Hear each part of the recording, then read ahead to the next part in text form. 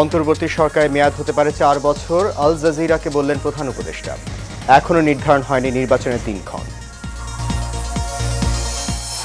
অন্তর্বর্তী সরকার যত বেশি দিন থাকবে বাড়বে সমস্যা, মন্তব্য মির্জা ফখরুলের। প্রধান উপদেষ্টার বক্তব্যে নির্বাচনী রোড ম্যাপ না থাকায় হতাশ বিএনপি। তিতুমির কলেজকে বিশ্ববিদ্যালয় করার দাবিতে মহাখালীতে শিক্ষার্থীদের সড়ক ও রেল অবরোধ, ট্রেনে ঢিল ছোড়ায় শিশুসহ আহত বেশ কয়েকজন। এবং শেখ হাসিনা সহ 46 জনের গণহত্যার মামলা তদন্ত 1 মাসে শেষ করার নির্দেশ। সাবেক মন্ত্রীসহ 13 আসামিকে পাঠানো হলো কারাগারে।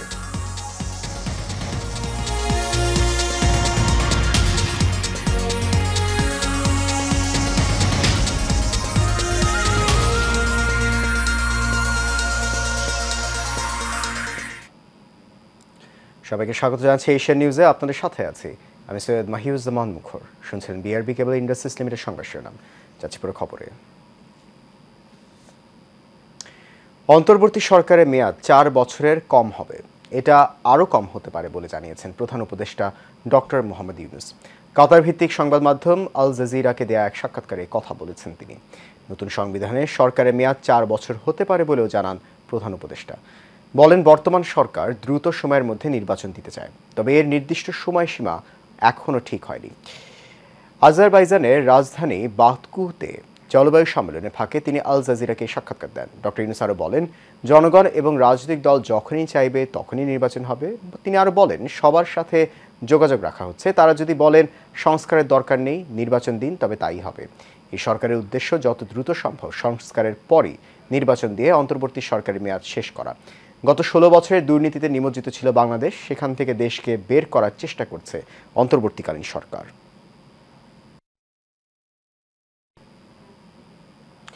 অন্তর্বর্তী সরকার নির্বাচিত নয়, তাদের ম্যান্ডেট নেই। তাই যৌক্তিক সময়ে সংস্কার শেষ করে নির্বাচন দেওয়ার আহ্বান জানিয়েছেন বিএনপি মহাসচিব মির্জা ফখরুল ইসলাম আলমগীর।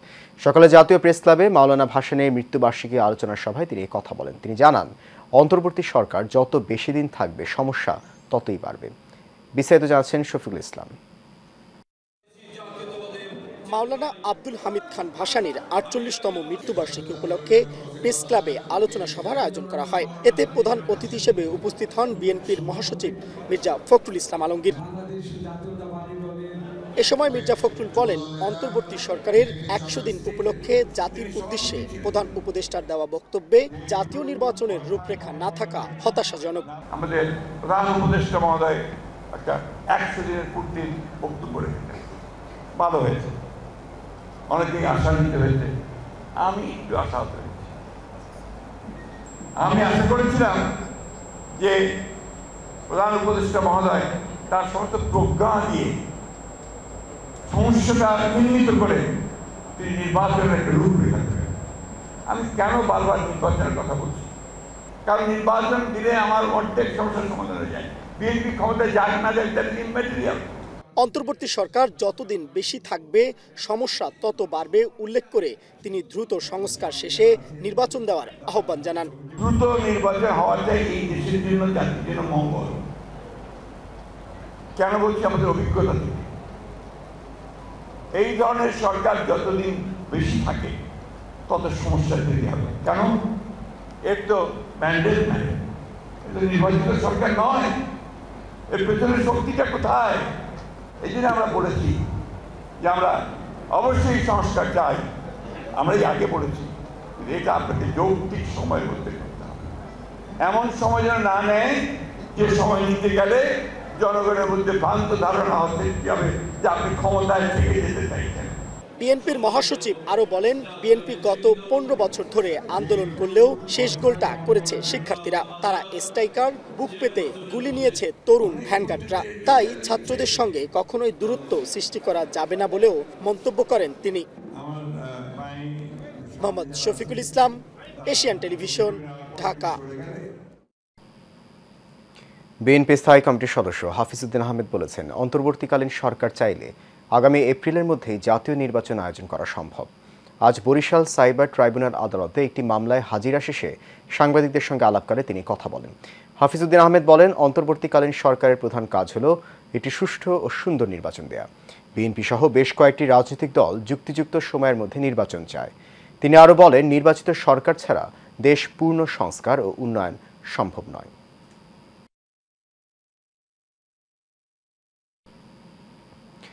ঢাকা বিশ্ববিদ্যালয় অধিভুক্ত তিতুমির কলেজকে বিশ্ববিদ্যালয় করার দাবিতে আন্দোলন করছেন প্রতিষ্ঠানটির শিক্ষার্থীরা। বেলা 11টার পর থেকে মহাখালীর রেলগেট এলাকায় অবস্থান নিয়ে আন্দোলন শুরু করে শিক্ষার্থীরা। মহাখালী রেল ক্রসিংয়ে শিক্ষার্থীদের অবস্থানের কারণে মহাখালী, বনানী ও জাহাঙ্গীর গেট এলাকায় যান চলাচল সম্পূর্ণ বন্ধ রয়েছে। এর ফলে ট্রেনের যাত্রী থেকে শুরু করে বাসের শত শত যাত্রীও চরম ভোগান্তিতে পড়েছেন। রাজধানীর একাংশ জুড়ে দেখা দিয়েছে তীব্র যানজট। এদিকে আন্দোলনের এক পর্যায়ে মহাখালী রেল ক্রসিংয়ে 2টি আন্তনগর ট্রেন থামিয়ে দেয় শিক্ষার্থীরা। এ সময় উগ্র কয়েকজন ট্রেনে ঢিল ছুঁড়ে ও হামলা চালায়। এতে শিশুসহ 2 ট্রেনের ভেতরে থাকা বেশ কয়েকজন যাত্রী আহত হয়েছেন।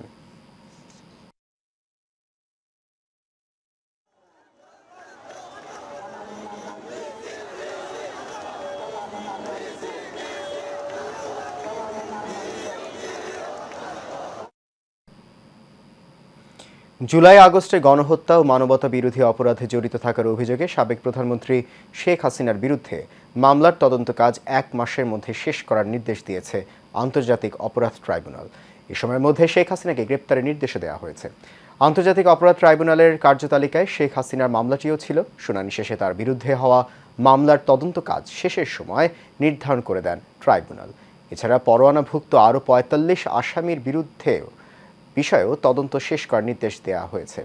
ট্রাইব্যুনালের চেয়ারম্যান বিচারপতি মোহাম্মদ গোলাম মুর্তুজা মজুমদারের নেতৃত্বে 3 সদস্যের ট্রাইব্যুনালের আদেশ দেন। এদিকে জুলাই আগস্টে গণহত্যায় জড়িত থাকার অভিযোগে গ্রেপ্তার হওয়া সাবেক 9 মন্ত্রীসহ 13 জনকে কারাগারে পাঠিয়েছেন আন্তর্জাতিক অপরাধ ট্রাইব্যুনাল। আজ তাদের আদালতে হাজির করা হয়। শুনানি শেষে আদালত তাদেরকে ফের কারাগারে পাঠানোর আদেশ দেন। এর আগে সকাল 10টার দিকে তাদের প্রিজন ভ্যানে করে আদালতে হাজির করা হয়। গ্রেপ্তারি পরোয়ানা জারি করা 46 জনের মধ্যে এই প্রথম মানবতা বিরোধী অপরাধের অভিযোগে তাদের ট্রাইব্যুনালে তোলা হলো। এদিকে অন্য একটি মামলায় রিমান্ডে থাকায় আব্দুর রাজ্জাককে আজ ট্রাইব্যুনালে হাজির করা হয়নি।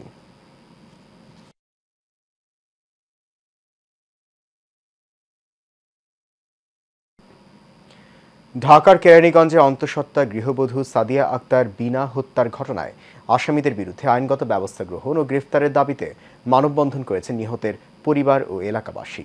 এ সময় বক্তারা বলেন, গত 5 সেপ্টেম্বর গৃহবধূ সাদিয়া আক্তার বিনার স্বামী সাদাত হোসেন স্বপন ও তার পরিবারের লোকজন অন্তঃসত্ত্বা গৃহবধূকে কেরানীগঞ্জের আটিবাজার এলাকায় বাড়ির ছাদ থেকে ধাক্কা দিয়ে ফেলে দেয়। পরে তাকে আহত অবস্থায় হাসপাতালে নিলে চিকিৎসাধীন অবস্থায় মৃত্যুবরণ করেন তিনি। গৃহবধূ হত্যার দায়ে সাদিয়ার ভাই ঢাকা নারী ও শিশু নির্যাতন আদালতে মামলা দায়ের করেন। মানববন্ধনে গৃহবধূ সাদিয়া হত্যার সাথে জড়িতদের দ্রুত বিচার ও গ্রেফতারের দাবি জানান বক্তারা। দেশের দ্বিতীয় বৃহত্তম কাঁচা বাজার কুমিল্লার নিমসার বাজারে নিত্যপণ্যের দাম নিয়ন্ত্রণে টাস্কফোর্সের অভিযান পরিচালিত হয়েছে। সকালে টাস্কফোর্স নিমসার বাজারে আলু, পেঁয়াজ সহ নিত্যপণ্যের দাম মনিটরিং করেন। এ সময় তারা খুচরা বাজারের সাথে পাইকারি বাজারে আলুর দামের তারতম্য বের করতে ব্যবসায়ীদের সাথে কথা বলেন। কয়েকটি দোকানে পাইকারি দামে পণ্যের ক্রয় ভাউচার না থাকায় তাদেরকে জরিমানা করা হয়। কুমিল্লা জেলা প্রশাসক কার্যালয়ের নির্বাহী ম্যাজিস্ট্রেট আবদুল্লাহ আল নূর আশেক জানান, আলু কেনার ভাউচার দেখাতে না পারায় প্রতিষ্ঠানগুলোকে জরিমানা করা হয়। 3টি প্রতিষ্ঠানকে 32,000 টাকা করে জরিমানা আদায় করা হয়।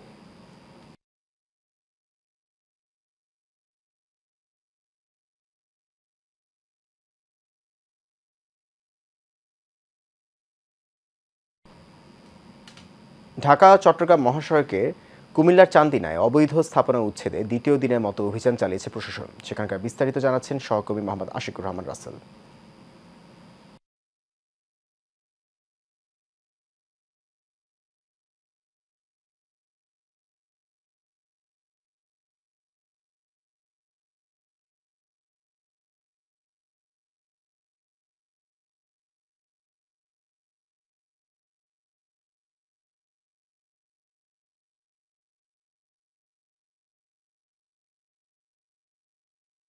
ঘূর্ণিঝড় রেমালের তাণ্ডবে বরগুনার পূর্ব রায়ভোগ মাধ্যমিক বিদ্যালয়ের টিনশেড ঘর দুমড়ে মুচড়ে মিশে গেছে মাটির সাথে। ফলে খোলা আকাশ নিচে প্রায় 3 শতাধিক শিক্ষার্থী ক্লাস করছে। এতে ব্যাহত হচ্ছে পাঠদান। তবে দ্রুত ভবন নির্মাণের ব্যবস্থা নেওয়ার আশ্বাস জেলা প্রশাসকের। বরগুনা থেকে জহিরুল ইসলামের পাঠানো তথ্যছবিতে বিস্তারিত জানাচ্ছেন সঞ্জিদা হক।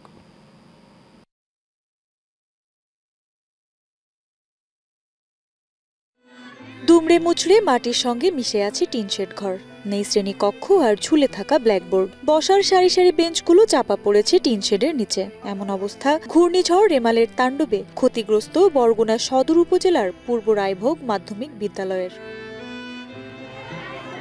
ভবন না থাকায় খোলা আকাশের নিচেই পাঠদান চলছে প্রায় ৩ শতাধিক শিক্ষার্থীর। এতে অসুস্থ হয়ে পড়ছে শিক্ষার্থীরা, ব্যাহত হচ্ছে শিক্ষা কার্যক্রম। বাধ্যতামূলক নিরুপায় হয়ে আমাদের সকল সহপাঠী এবং আমাদের শিক্ষকদের আমাদের এই জায়গায় গাছের তলায় বসে ক্লাস করতে হয়। অন্য একটা জায়গায় গিয়ে আমরা ক্লাস করি, কিন্তু সেখানে দেখা যায় যে বৃষ্টি পড়লে বৃষ্টির পানি ক্লাসের ভিতরে পড়ে।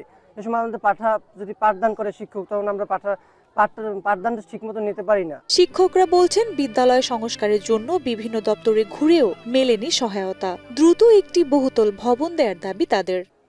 ঘূর্ণিঝড় রেমালের আঘাতে আমাদের বিদ্যালয়ের ১২০ ফুট ঘরখানা সম্পূর্ণ বিধ্বস্ত হয়ে যায়। বিধ্বস্ত হয়ে যাওয়ার পরে উপজেলা মাধ্যমিক শিক্ষা অফিস, উপজেলা নির্বাহী কর্মকর্তা এবং জেলা প্রশাসক মহোদয়, তারপরে ঢাকায় আমি গিয়া ঢাকা চিফ ইঞ্জিনিয়ারের কাছেও আবেদন দিয়ে আসছি, কিন্তু দীর্ঘদিন অতিবাহিত হওয়ার পরও আমরা কোনো সাহায্য সহযোগিতা কিছুই পাই না। সরকারের কাছে আমি একটা ভবন চাই, বহুতলের একটা ভবন হইলে স্কুলটি খুব ভালো হইবে, লেখাপড়ার মান হইবে, যে ছাত্রছাত্রী ক্লাস মান সুন্দরভাবে ক্লাস করতে পারবে। এমন বাস্তবতায় দ্রুত নতুন ভবন নির্মাণে উদ্যোগ নেয়ার আশ্বাস জেলা প্রশাসনের। আমরা উপজেলা নির্বাহী অফিসারকে বলেছি একটা পত্র আমাদের কাছে যেন অতি সত্বর পাঠায়। আমরা এটা আমাদের যে উচ্চ মাধ্যমিক যে শিক্ষা মন্ত্রণালয় আমরা পত্র লিখে এই বিদ্যালয়টি করার ব্যাপারে, একটি ভবন করার ব্যাপারে আমরা উদ্যোগ গ্রহণ করব। শিক্ষার মান উন্নয়নে সরকারের সংশ্লিষ্ট বিভাগের কাছে বিদ্যালয়টির জন্য টেকসই বহুতল ভবন নির্মাণের দাবি এলাকাবাসী, শিক্ষক ও শিক্ষার্থীদের। সানজিদা হক, এশিয়ান টেলিভিশন। নারায়ণগঞ্জের রূপগঞ্জে সংবাদ প্রকাশের জেরে দৈনিক কালবেলা পত্রিকার রূপগঞ্জ প্রতিনিধি জাহাঙ্গীর মাহমুদের মাথা ও শরীর ইট দিয়ে থেতলে দিয়েছে সন্ত্রাসীরা। এ সময় বেশ কয়েক রাউন্ড ফাঁকা গুলি ছুড়ে এলাকায় আতঙ্ক সৃষ্টি করে তারা। এই ঘটনার প্রতিবাদে রূপগঞ্জে কর্মরত প্রিন্ট ও ইলেকট্রনিক মিডিয়ার সাংবাদিকরা তীব্র নিন্দা ও প্রতিবাদ জানিয়েছেন। আগামী ২৪ ঘন্টার মধ্যে সন্ত্রাসীদের গ্রেফতার করা না হলে ঢাকা সিলেট মহাসড়ক অবরোধ সহ বড় কর্মসূচির হুঁশিয়ারি দিয়েছেন তারা। হাসপাতালে চিকিৎসাধীন সাংবাদিক জাহাঙ্গীর মাহমুদ জানান, সন্ত্রাসী ইয়াসিন মিয়া ওরফে ফেন্সি ইয়াসিন সহ ৪০ থেকে ৫০ জন দেশীয় অস্ত্র নিয়ে রবিবার বেলা ১১:৩০টার দিকে উপজেলার গোলাকান্দাইল দক্ষিণপাড়া ৫ নং ক্যানেল এলাকায় তার উপর হামলা চালায়। মানুষ এইভাবে মারে না, ইটা দিয়া ইটা বা কাঠের লাকড়ি এগুলো দিয়ে ইচ্ছা মতো মাথায়, বুকে, এখানে পায়েও আছে, ইচ্ছা মতো মারছে ভাই। বিভিন্ন জিনিস দিয়ে মারছে, বুকে আঘাত করছে, ইটা দিয়ে মারছে। আমরা তীব্র নিন্দা জানাই। যদি সঠিক বিচার না হয় তাহলে আমরা রাজপথে আমরা নামব। যারা এই হামলার সাথে জড়িত আমরা অবশ্যই তাদের বিরুদ্ধে কঠোর হস্তে আইনগত ব্যবস্থা গ্রহণ করব। পিলখানা হত্যাকাণ্ডের ঘটনায় চাকরিচ্যুত বিডিআর সদস্যদের পুনর্বহালের দাবি জানিয়েছে ৬ রাইফেল ব্যাটালিয়ন জামালপুরের চাকরিচ্যুত সদস্যরা। জাতীয় প্রেস ক্লাবে এক সংবাদ সম্মেলনে দাবি জানান তারা। এ সময় তারা বলেন, পিলখানায় বিডিআর বিদ্রোহের ঘটনায় জামালপুরে কর্মরত সদস্যরা জড়িত না থাকা সত্ত্বেও তাদের চাকরিচ্যুত করা হয়েছিল, তাই তদন্তপূর্বক তাদের চাকরিতে পুনর্বহাল করার দাবি জানান বক্তারা।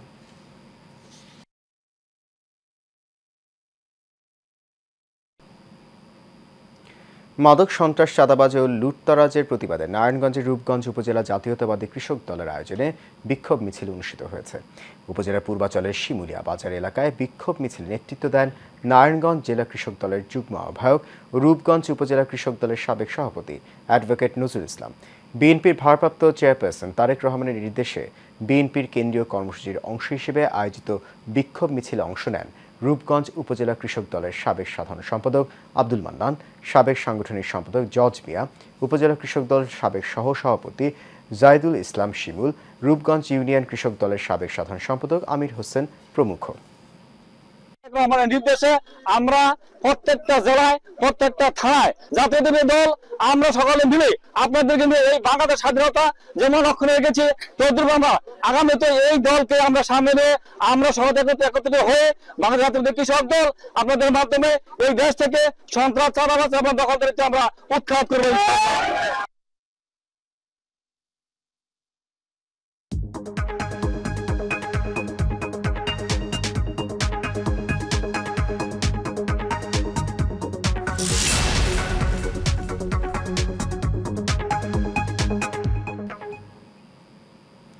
এবার এক্সিম ব্যাংক বাণিজ্য সংবাদ। বাজারে উত্তাপ ছড়াচ্ছে আলু, পেঁয়াজ সহ সব ধরনের চাল। সপ্তাহের ব্যবধানে খুচরা পর্যায়ে কেজিতে ৫ থেকে ১০ টাকা পর্যন্ত বেড়েছে আলুর দাম। এখনও ঊর্ধ্বমুখী চালের দাম। বাজারে প্রতি কেজি দেশি পেঁয়াজ ১৬০ টাকা, ভারতীয় পেঁয়াজ ১২০ টাকা কেজি বিক্রি হচ্ছে। প্রতি কেজি আলু বিক্রি হচ্ছে ৭০ টাকা। ব্যবসায়ীরা বলছেন আলু পেঁয়াজের মৌসুম শেষের দিকে। প্রতি বছর এই সময় দাম বাড়ে, তবে এই বছর শুরু থেকে দাম চড়া। দাম কমছে কাঁচামরিচেরও। খুচরা পর্যায়ে বিক্রি হচ্ছে ১০০ থেকে ১২০ টাকায়। তবে সরবরাহ বাড়ায় সপ্তাহ ব্যবধানে বাজারে কমতে শুরু করেছে বেশিরভাগ শাকসবজির দাম। এদিকে বাজারে অপরিবর্তিত আছে গরু ও খাসির মাংসের দাম।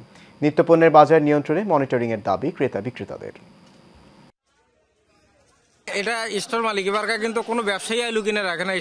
স্টোর কর্তৃপক্ষ আলু কিনে রাখছে, এরাই সিন্ডিকেটটা করতে। সরকার এখন দেখেন শুল্ক কমাইছে, কিন্তু আমাদের দাম তো কমায় নাই। প্রত্যেকটা জিনিসের দামই বেশি। বাজারে আসলে পরে আমাদের প্রত্যেকটা জিনিসের দাম বেশি দেখে না লাগে, কম দেখে না লাগে না কোনো কাজ। এখন অনেক কমে গেছে, তারপরে মানুষের টাকা পয়সা নাই, কাজকর্ম নাই, নিত্য প্রয়োজনীয় বাজার বেশি, যার কারণে মানুষের খুব অভাব বর্তমানে। প্রতি বছরের ন্যায় পঞ্চগড়ে বসেছে দেশের বিখ্যাত জলপাইয়ের হাট। দেশের গণ্ডি পেরিয়ে বিদেশেও রপ্তানি হচ্ছে পঞ্চগড় সহ আশপাশের জেলার জলপাই। প্রতিদিন ৫০ থেকে ৭০ টন জলপাই আমদানি হয় দেশের এই বিখ্যাত হাট থেকে। প্রতিনিধি মোহাম্মদ কামাল উদ্দিনের পাঠানো তথ্যচিত্রে বিস্তারিত জানাচ্ছেন সঞ্জিদা হক। প্রতিদিন সকাল থেকে বিকাল পর্যন্ত চলে জলপাইয়ের হাট। দূর দূরান্তের মৌসুমী ব্যবসায়ী এবং আড়তদারের সরগরম উপস্থিতিতে প্রতি বছর অক্টোবর থেকে ডিসেম্বর এই ৩ মাস জুড়েই আনন্দময় করে রাখে পঞ্চগড়ের এই বিখ্যাত হাট। ভালো লাভের আশায় এবং রপ্তানির উদ্দেশ্যে রপ্তানিকারক সহ দেশের সকল জলপাই ব্যবসায়ীর উপস্থিতি হাটটি দেশের শ্রেষ্ঠ জলপাইয়ের হাটে পরিণত করেছে। ৩টি মাস জুড়ে জলপাইয়ের এই হাটে কাজ করে সচ্ছল জীবনযাপন করছেন অনেক শ্রমিক সহ তাদের পরিবার। তো এটা হচ্ছে বাংলাদেশের সবচেয়ে বড় জলপাই হাট। এখান থেকে আপনার বাংলাদেশের সব জায়গায় সর্বপ্রান্তে জলপাই আমরা রপ্তানি করে থাকি, এমনকি বাংলাদেশের বাইরে বিদেশেও এইখান থেকে জলপাই যায়।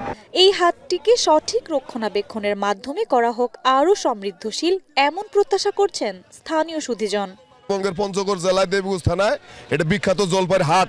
কয়েকটা জেলা মিলে এই হাটটা পরিচালিত হচ্ছে। এখানকার মাল প্রচুর মাল, ভালো আমদানি হয়। এখানে মাল কিনতে আসা আল্লাহর রহমতে কোনো সমস্যা হয় না। নিয়ে যাব তো 50-60 মনের মতো বিক্রি করছি, এখনো 20-25টা গাছ আছে। জলপাই পায়রা বাজারে এনে বিক্রি করলাম, আমার 1000 টাকা লাভ হয়েছে। এই কাজ করে আমাদের সংসার খুব ভালোভাবে চলে ইনশাআল্লাহ। দেশের এই বিখ্যাত হাটটির সমৃদ্ধিকে বেগবান করতে কাজ করে যাচ্ছেন বলে জানালেন কৃষি বিপণন অধিদপ্তরের এই কর্মকর্তা। এই জলপাইটি দেশের বিভিন্ন প্রান্তে যাচ্ছে সেটা তো অবশ্যই, এবং এই জলপাই বিদেশেও রপ্তানি হচ্ছে। এতে আমরা প্রচুর বৈদেশিক মুদ্রা অর্জন করতে পারছি। এটি আমাদের পঞ্চগড়ের অর্থনীতিকে সমৃদ্ধ করার পাশাপাশি দেশের অর্থনীতিকেও সমৃদ্ধ করছে। পঞ্চগড়ের দেবীগঞ্জের এই জলপাইয়ের হাটে মৌসুম জুড়ে জলপাই আমদানি হয় প্রায় ৬,০০০ টন। সঞ্জিদা হক, এশিয়ান টেলিভিশন। শেষ করবে এশিয়ান নিউজ। তার আগে বিআরবি কেবল ইন্ডাস্ট্রিজ লিমিটেড সংবাদ শিরোনামগুলো জানিয়ে দিচ্ছি আরো একবার।